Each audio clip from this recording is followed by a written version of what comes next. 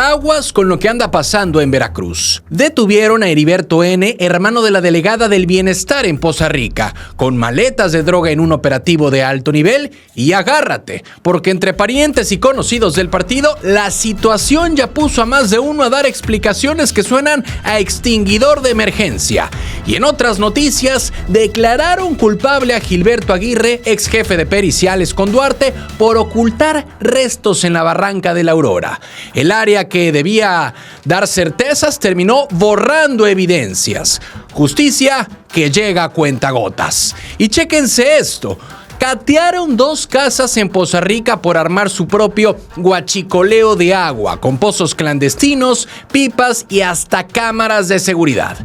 Quédate, porque aquí no nos guardamos nada. Soy Rodrigo Crosa y esto es el Noti Express. Arrancamos.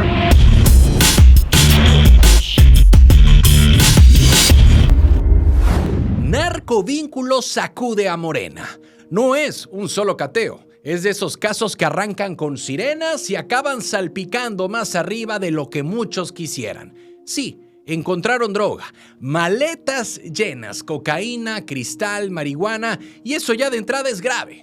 Pero el verdadero ruido no viene solo por el decomiso, viene por el apellido que aparece en medio del expediente. Heriberto N., detenido en Tihuatlán y además hermano de Stephanie Galassi Gómez, delegada del Bienestar en Poza Rica, un cargo que no está de adorno. Ahí se opera territorio, se operan programas, estructura, o sea, política en modo rudo. Con eso, la historia deja de verse como una simple detención. No cayó solo. Fueron 8 personas en un operativo con Fiscalía, Secretaría de Seguridad Pública, Guardia Nacional y Sedena. Medio aparato encima. Y eso no huele a improvisación. Y ahí es donde se pone incómodo el asunto, porque si ya había investigación, si ya venían observando, entonces la duda cambia de tamaño, porque ya no es únicamente qué pasó, sino qué tanto se sabía y desde cuándo. Encima sale otro nombre, el ex esposo de una ex candidata de Morena en ese mismo municipio. O sea, ya no parece una pieza suelta, ya son varias fichas cayendo en la misma mesa. De esas coincidencias que se repiten tanto que ya hasta parece militancia. Claro, llegaron los deslindes, llegaron los comunicados, el clásico cada quien responda por sus actos e incluso lo soltó Juan Javier Gómez Casarín. Muy buenas tardes, para abogado de Veracruz. ¿Cuál es su postura sobre la detención del hermano de la delegada de Bienestar en Poza Rica? Yo siempre he dicho que soy respetuoso de la vida de cada quien y cada quien es responsable de sus actos. Y sí, legalmente tiene sentido, pero políticamente suena a extinguidor de emergencias, de esos que cuelgan muy bonitos hasta que por fin toca usarlos. Ahora, siendo francos, cuando el hermano de una funcionaria clave cae en un operativo así, no es detalle menor, le pega directo a la narrativa y más en Bienestar, que no es cualquier oficina, es la maquinaria que toca casa por casa, la que amarra lealtades y la que mueve elecciones. Entonces, aunque el vínculo sea indirecto, la percepción no perdona. La gente no hace carpetas de investigación, la gente conecta puntos. Hay que decirlo. Y más si hablamos de maletas, no de bolsitas. Maletas, o sea, esto ya no suena a era poquito. Suena a poquito, pero poquito como para abrir franquicia. Nadie está diciendo que Stephanie Galassi esté involucrada. Eso lo tendrá que resolver la justicia. Pero en política no basta con no estar metido. También pesa muchísimo con quién te terminan relacionando. Y ahí Morena sí carga un problema. Uno de esos que tal vez no tumba solo, pero sí desgasta, sí ensucia y sí deja la duda flotando. Al final, cuando los nombres empiezan a repetirse en el mismo círculo, ya no suena a casualidad, suena a patrón, aunque a más de uno le dé comezón aceptarlo. ¿Cansados de las mismas noticias de siempre? ¿Con los mismos de siempre? Aquí lo contamos sin rollos, directo y diferente. Dale click a la campanita, suscríbete y entérate de lo que de verdad está pasando en Veracruz y en la política. Noticias locales. Destapan escándalo del duartismo. Hay cosas que no solo indignan, incomodan, porque te obligan a entender hasta dónde puede llegar el sistema cuando nadie lo frena. Gilberto Aguirre Garza, exdirector de Servicios Periciales en Veracruz, en tiempos de Javier Duarte, fue declarado culpable por un delito vinculado con desaparición de personas. Sí, el área que debería dar certezas terminó en el centro del problema. Todo esto gira alrededor de un caso que por sí solo ya es brutal. El de David Lara Cruz, policía estatal, que acudió a un examen de control y confianza en 2016 y después de salir, desapareció. Días más tarde encuentran restos en la barranca de la Aurora, no uno, 19 cuerpos, pero aquí hay algo que cambia completamente la historia. Oficialmente, solo se reportaron 6. El tema es que, de acuerdo con lo que se ventiló en el juicio, hubo instrucciones para ocultar parte de esos cuerpos, para alterar cómo y dónde se informaban los hallazgos. O sea, no solo hubo violencia, hubo una decisión institucional de manejar la verdad a medias. Y eso pesa distinto, porque entonces ya no es solo un crimen, es la construcción de una versión, una donde algunos simplemente no existían ni siquiera en los registros. Colectivos de familiares ya lo habían advertido. Irregularidades en procesos forenses, perfiles genéticos que no se procesaban correctamente, familias esperando respuestas mientras el sistema acumulaba pendientes. Ahora, el fallo ya está, culpable, pero la sentencia se definirá hasta el 8 de abril del 2026. Y sí, puede leerse como un avance, pero también deja una sensación incómoda, porque esto no parece un caso aislado. Porque cuando la institución encargada de identificar a las víctimas termina involucrada en ocultarlas, la pregunta ya no es solo quién falló, es cuántas veces pasó y cuántas historias siguen sin contarse. Noticias locales. El negocio clandestino del agua en Veracruz. No era gasolina, no era diésel, era agua. Sí, agua. Y aún así, terminó con cateos de la Fiscalía General de la República, vehículos asegurados y 2 personas detenidas en Poza Rica. Así de torcida está la cosa, porque ya ni el agua se salva de entrarle al mercado negro. El tema es que la Fiscalía no cayó por una corazonada. Ejecutó 2 órdenes de cateo en la colonia Manuel Ávila Camacho, 2 inmuebles. No uno, donde presuntamente se estaba extrayendo agua de un pozo sin autorización. Ahora, ahí es donde empieza el ruido, porque cuando una operación ya tiene cisterna, motobomba sumergible, mangueras y hasta DVR, pues eso ya no suena a nomás están llenando unos tambitos, suena a negocio y de los que se montan con calma como quien pone una tiendita pero versión clandestina. En el primer punto aseguraron una cisterna, una bomba de succión, un DVR y 5 tramos de manguera, o sea, hasta sistema de vigilancia había. Muy discretos no eran, nomás les faltó poner letrero de agua premium, pase sin tocar. Y en el segundo domicilio la cosa se puso más seria. Una pipa, 3 vehículos, una motocicleta, 13 tramos de manguera y 3 contenedores y otro pozo con bomba sumergible. Ya no parece improvisación, parece franquicia de agendalle. Porque entonces la duda no es solo quién sacaba el agua, sino desde cuándo, para quién y cuánta. Y esa parte pesa, porque en un país donde hay colonias enteras batallando por una cubeta, enterarte de que alguien probablemente armó su propio guachicol del agua, pega distinto. Es el colmo. Ya no más falta que le pongan sistema de puntos y tarjeta de cliente frecuente. Ahora, también hay que decirlo como es. Hay 2 detenidos, sí, pero siguen siendo inocentes hasta que un juez diga lo contrario. Y eso no se negocia. Lo que sí deja esto es una señal incómoda, porque cuando la extracción ilegal de agua ya mueve pipas, equipo y operativos con Ejército, Marina, Guardia Nacional y Policía Estatal, entonces no era una maña menor, era un síntoma, y bastante seco, por cierto. Noticias locales.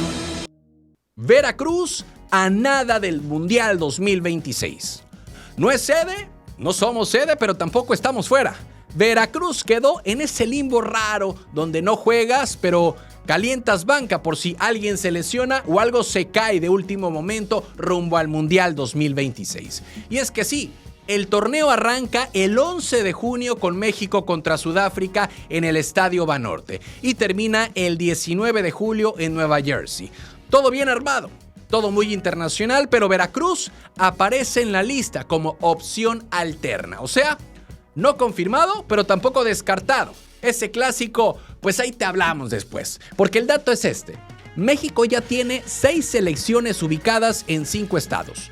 Uruguay en Quintana Roo, Corea del Sur y Colombia en Guadalajara, Túnez en Monterrey, Sudáfrica en Pachuca y la selección mexicana en Tlalpan. Todo acomodado, todo en casa asignada y Veracruz, bueno, Veracruz está en tercer bloque. El de los por si acaso, como cuando te invitan a la fiesta pero te dicen, pues igual y no cabes. Ahora, suena bien, porque estar en el radar del Mundial no es menor, pero también deja ese sabor de que, pues ¿qué nos faltó? Porque si ya hay estadios definidos, con infraestructura lista, con ahora sí que con toda la logística cerrada, entonces Veracruz está compitiendo, pero desde la banca. Y eso, aunque no lo digan, pesa. Además, esto de ser estado cama suena elegante, pero en realidad es como ser plan B. Si algo falla, si hay cambio de última hora, si alguna selección decide moverse, entonces sí, voltean a ver Veracruz. Mientras tanto, a esperar. Como el compa que lleva hielera a la fiesta, pero por si lo invitan a quedarse. Y ojo, no es poca cosa. En 2025 ya hubo reuniones donde se metió a Veracruz en la lista. O sea, sí lo están considerando, pero considerar no es confirmar. Y ahí está el detalle. Porque en papel ya hasta parece que estamos dentro, pero en la práctica seguimos viendo el partido desde fuera. Al final, la pregunta no es si Veracruz puede, sino si lo van a elegir. Porque potencial hay. Ubicación hay, pero en estos eventos no siempre gana el que puede, sino el que ya está amarrado. Y Veracruz hoy por hoy está en ese ya casi, que en política y en fútbol casi siempre significa todavía no. Noticias locales. Ley seca a medias en Veracruz. Se va el alcohol, pero no del todo. El día Viernes Santo estaremos limitando la venta de alcohol a partir de las 10 de la noche. En Coatzintla aplican ley seca a medias y eso ya dice mucho más de lo que parece. Porque sí, el ayuntamiento decidió restringir la venta durante Semana Santa, arrancando desde el viernes 3 de abril, con horarios bien marcados, bien medidos, casi como dieta. Poquito sí, pero con control. El Viernes Santo se podrá vender hasta las 10 de la noche y luego se reanuda el sábado a las 10 de la mañana. O sea, ni tan seco, ni tan libre, término medio. Muy a la mexicana. Pero aquí hay algo interesante. El sábado, por la famosa carrera de los judíos, se corta la venta desde las 4 de la tarde en un radio de 500 metros del Palacio Municipal y regresa hasta las 9 de la noche. 5 horas sin venta. Justo en el punto donde se concentra la gente, donde se pone lo bueno, donde históricamente también se descompone. Y es que el argumento suena lógico. Evitar broncas, mantener ambiente familiar, que vayan niños, que haya orden, todo bien.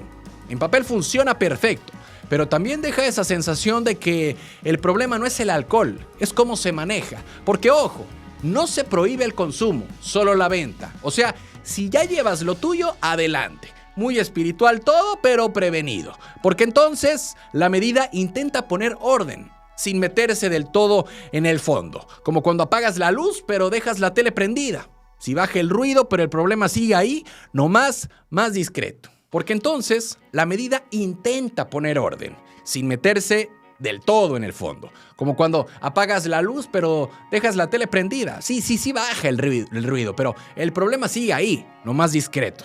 Ahora, también hay que reconocer algo. En años anteriores hubo broncas, pleitos, situaciones que alejaban a las familias, y si esta estrategia logra bajar ese nivel, aunque sea tantito, ya cambia el ambiente, no es menor.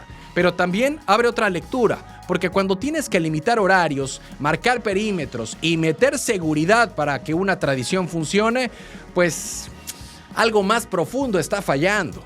No es solo la venta, es la costumbre. Al final, Coatzintla le apuesta al equilibrio. Ni mano dura total, ni barra libre.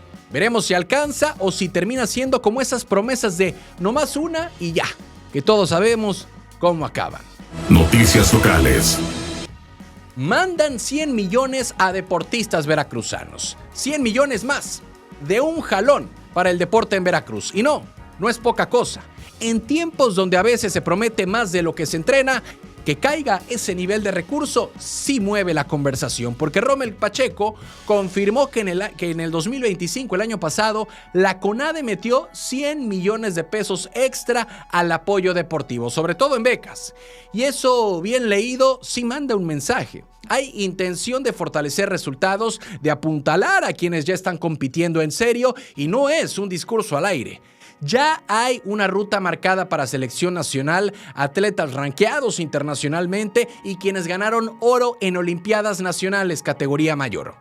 Ahora, también hay que decirlo como es, ese apoyo no baja parejo hasta la última cancha de barrio. Va más enfocado en quienes ya lograron meterse al escaparate grande, pero tampoco es algo menor, porque mantener a un atleta de alto rendimiento no sale con rifas y buena vibra, sale caro, muy caro. Y luego queremos medallas con presupuesto de tanda y pues así no juega ni la cascarita del domingo. El tema es que el propio Rommel mete otro dato importante. La CONADE no es la única bolsa. Hay apoyos estatales, municipales, universitarios, incluso del ejército. Entonces, cuando se juntan varios respaldos para algunos deportistas, sí puede armarse un ingreso bastante sólido. O sea, no estamos hablando solo de ahí te va para tus pasajes, en algunos casos ya parece estructura seria. Y eso en México casi se siente ciencia ficción con panza oficial. Pero aquí hay algo interesante. Una cosa es reforzar a los que ya están arriba y otra muy distinta es ampliar la base. Ahí entran eventos como los Juegos Nacionales Populares que buscan detectar talento nuevo, abrir semillero, sacar joyas donde nadie está volteando y eso también cuenta. Porque si solo cuidas a los de la foto, la siguiente generación se queda calentando banca. Entonces no todo es exclusión ni tampoco maravilla. Si hay avance, si hay lana, si hay señal positiva, pero el verdadero gol no está solo en repartir más, sino en lograr que más chavos tengan camino para llegar. Porque cuando el apoyo no solo premia al que ya ganó, sino empuja al que viene subiendo, ahí sí cambia el juego. Noticias locales. 5 rescatados del infierno en Veracruz. 2 meses. 2 meses encerrados, sin comida, sin agua y nadie abrió esa puerta hasta que ya era tarde. 8 cachorros quedaron abandonados dentro de una casa, 8. Cuando por fin los encontraron, 3 ya habían muerto y 5 sobrevivieron, pero en los huesos, literalmente peleando por seguir vivos. Y aquí es donde se rompe todo, porque no fue un accidente, no fue un descuido, fue un abandono de ese que mata lento. La presidenta de la Fundación Bruno al Rescate lo dijo claro, la mayoría de los casos no son golpes, son algo peor. Gente que simplemente se va, cierra y deja a los animales atrás, como si fueran muebles, como si no sintieran. Y es que dejar a un perro sin agua ni comida no es olvido, es una sentencia, porque el dato pega distinto.